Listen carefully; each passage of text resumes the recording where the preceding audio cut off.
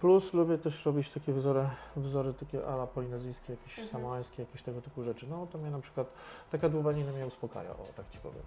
No tak, ale Lubię chyba... sobie usiąść po prostu i tam i grzebać po swojemu, no.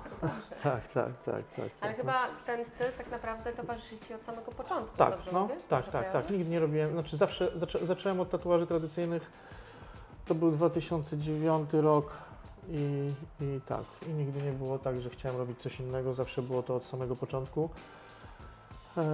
No i to było tak, że pamiętam, że wtedy byłem razem z Domanem i z Leszkiem, no nie było nikogo więcej wtedy. Potem powoli się pojawiali inni ludzie, ale tak, no wtedy we trójeczkę byliśmy. Pamiętam jeszcze jak chłopaki miały Bloody Tears Studio w takich pawilonach na Ochocie. Byłem u nich tam na gespociku. No bardzo miło wspominam. Bardzo miło wspominam tamten okres. Jeszcze pamiętam jak się ze mnie śmiali ludzie, kurczę, że w ogóle jak ja robię takie twarze, przecież takie kobiety w ogóle to jest obleśne twarze. Albo jeszcze, pamiętam to wtedy Doman zrobił babeczkę taką, kojarzysz, ale takie stare cyrkowe, tak jak kobiety były w cyrkach z brodą i zrobił właśnie taką głowę kobiety z brodą i tam mu jakoś tam polajkowałem, w ogóle coś tam skomentowałem, że super praca i wróciłem, bo w Krakowie wtedy tatuowałem i tam jakieś, że tak powiem, chłopaczki, które były przy tym studiu przychodziły i mówią, kurwa Paweł, co ty odpierdalasz, jakiś transwestytów lajkujesz tutaj na internecie? Ja mówię, nie no mordo, co ty chcesz gadasz za bzdury. No, to było tak dawno śmiałem temu. się. Tak, dawno temu. No wiesz, no, jakoś. nie no oczywiście, że tak, no to wtedy też było innej świadomości. Zupełnie tatuaż tradycyjny raczej był bardziej, że tak powiem, wyśmiewany niż propsowany, także to też tak wyglądało, no teraz jest zupełnie inaczej. No. Ale dlaczego w ogóle wziąłeś się za tatuowanie i za taki styl? Wiesz co, ja w momencie, gdy zacząłem tatuować, to w ogóle już miałem sporo tatuaży na sobie, tak? Także to był 2008-2009 rok, jak brałem maszynkę pierwszy raz do ręki, a miałem wtedy zrobione już obydwie dłonie, miałem zrobioną szyję, więc kurczę, powiem Wam, że na przykład jak przyjechałem do Warszawy, już tak kilkukrotnie opowiadałem tą sytuację, to chłop we mnie rzucił różańcem wnętrznym. Także to wtedy, jak ktoś miał w ogóle widoczny gdziekolwiek tatuaż, to i tak było dużo, no, a już w ogóle palce, dłonie, szyja, w ogóle jakieś tego typu rzeczy, to w ogóle było, to już było coś. No i to wtedy zaproponował mi Robert, żebym się uczył u niego w Krakowie na Floriańskiej, tam w studiu, bo też, że tak powiem, miałem problemy troszeczkę z pracą, w której wtedy pracowałem w takiej knajpce, Bugi się nazywała, że przestaje się powoli wpisywać w kanon, że mnie przeginał z tatuażami, będzie za dużo. No to będę później, żeśmy oczywiście się dogadali, cały czas było wszystko ok do tej pory. Myślę, że chyba nie ma między nami żadnej scesji, zresztą zawsze jak się spotykamy, to jest pozytywnie. Także pozdrawiam i Tomka, i Jasię, jego żonę. No. Do czego zmierzam? No i Robert mi zaproponował mi po prostu, że zacznie mnie uczyć, żebym spróbował. Jakoś mi tam wyszły te pierwsze tatuaże i powoli zacząłem robić. No. A dlaczego tradycyjny? On zawsze mi się podobał, już wtedy, że tak powiem, nie było tatuatorów, którzy robili w tym stylu, tak jak wspomniałem wcześniej, więc Dave mi na przykład robił takie prace ala tradycyjne. Wtedy był też Muras, który później się przeprowadził do Niemiec. On mi z kolei zrobił klatkę, ale on z kolei bardziej się poruszał w takim klimacie neotradycyjnym, też stylu Uncle Alan, jakiś, nie wiem, ten kto pamięta tamte czasy będzie wiedział na pewno, bo to była duża gwiazda, zresztą Kuba też był bardzo, że tak powiem, szanowanym tatuatorem. To w ogóle w Niemczech jest chyba bardzo dużo tatuatorów właśnie tradycyjnych. Tak. Jest dużo, dużo bardzo. No i tak, no. Jakoś tak od zawsze to była moja estetyka. Także tak. Wspominając te też negatywne historie, które Cię spotkały, tak naprawdę wiele ich było? Kurczę, czy wiem? W latach 2009? Negatywnych? To zależy od pytasz. No wiesz, takie codzienne sytuacje, tak jak wspomniałeś o rzucaniu różańcem. Wiesz co? Tak, znaczy kurczę. Powiem Ci, że były i miłe i niemiłe jakieś sytuacje. Znaczy kurczę, z tatuażami na przykład w Danii miałem kilka problemów. Nie można tego nazwać problemem, ale na przykład tam nie na wszystkie siłownie można było wejść ćwiczyć, jeżeli miałeś tatuaże widoczne. Z racji tego, że miałem tatuaże na twarzy, nie wpuszczali mnie do niektórych klubów, bo kojarzyło się to im z klubami motocyklowymi i nie byli tego typu ludzie mile widziani. W Kopenhadze pamiętam, miałem taką sytuację, że poszedłem do takiej fajnej restauracji i w momencie, w którym kobieta zamiast przynieść menu, to poprosiła, żebyśmy opuścili lokal, bo to nie jest miejsce dla osób tak wyglądających, więc no to też tak... No, z perspektywy dzisiejszych Tak, czasów jest to Inaczej, wręcz nie? niezrozumiałe i szokujące. Znaczy, kurczę, myślę, że znalazłoby się i teraz takie miejsce. No. Ale to jest takie grono u nas w Polsce, środowisko pewnie jest związane, no nieważne, nie będę teraz mówił, ale tak, no, są na pewno jeszcze jacyś tacy ludzie, aczkolwiek dużo się zmieniło, no. Myślę, że i na świecie się dużo zmieniło. A w samej branży tatuatorskiej, jak wiele uważasz się zmieniło i co Dużo, na lepsze? wszystko się zmieniło, uważam, jest zupełnie inaczej niż było kiedyś. Ale na lepsze? Jak ze wszystkim są plusy i minusy, no. Co byś mógł powiedzieć, że zmieniło się na lepsze? Na pewno tolerancja, poziom podniósł się bardzo, ale też zwiększyła się znieczulica na chujowy poziom, że tak powiem. No. Także to jest też coś, co mi się bardzo nie podoba. No. Promowanie jakichś gównianych tatuaży i ludzie, którzy, że tak powiem, przez to, że... No, o kurczę, właśnie, bo mamy taką teorię z znajomymi. No. Kojarzysz ten moment, gdzie masa osób zaczęła robić sobie jakieś totalnie gówniane tatuaże przez osoby, które nie umieją ich robić? Tak, ale No. to było kilka lat temu. Tak. I była tego typu, stwierdziliśmy, że to mogła być sytuacja tego typu, zobacz, cała masa jakichś takich dziwnych raperów i jakichś tego typu gwiazd, że tak powiem, samozwańczych i jakichś tam youtuberów.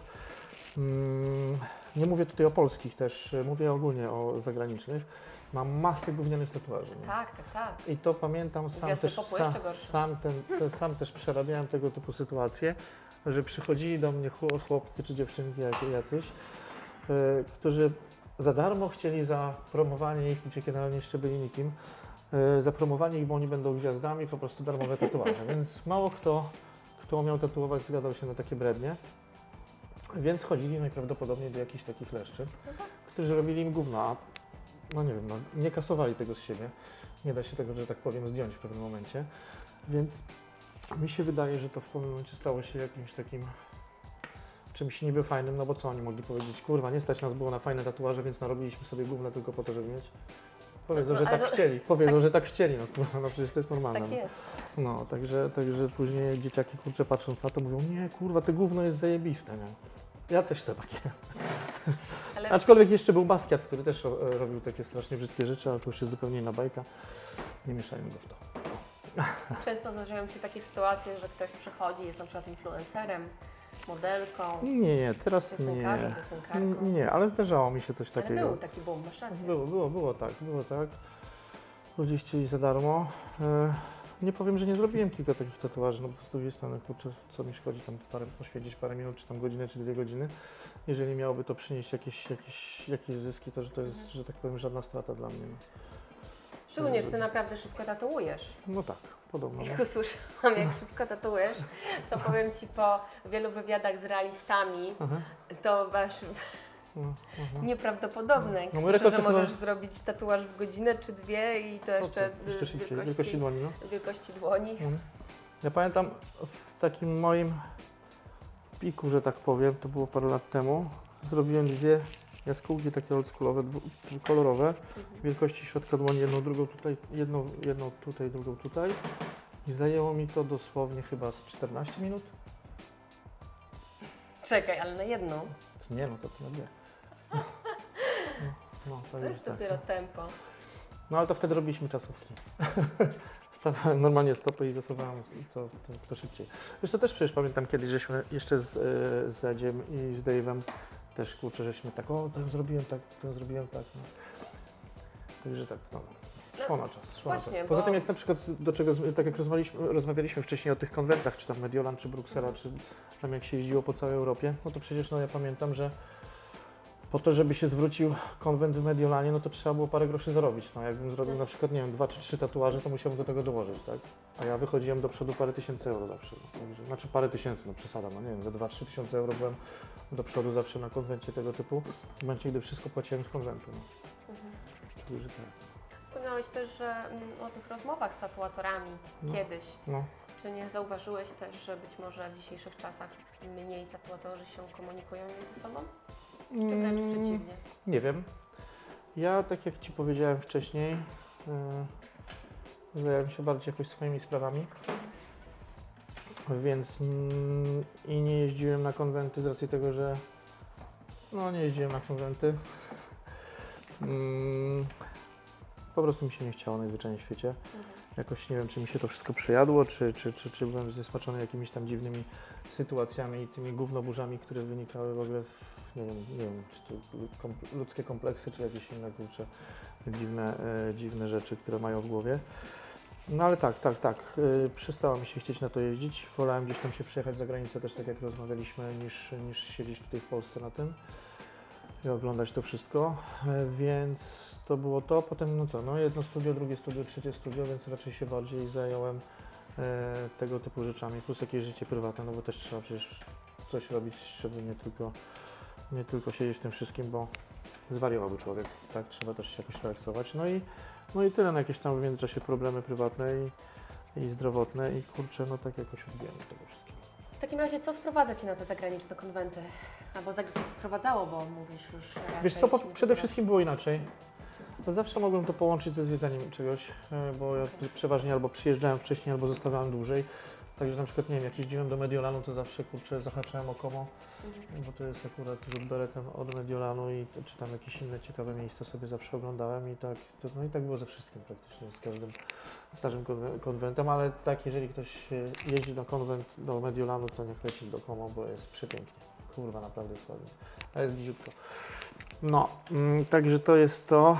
No co, zupełnie inny klimat, mi się wydaje. Jakoś chyba luźniej. Ale z drugiej strony, nie wiem.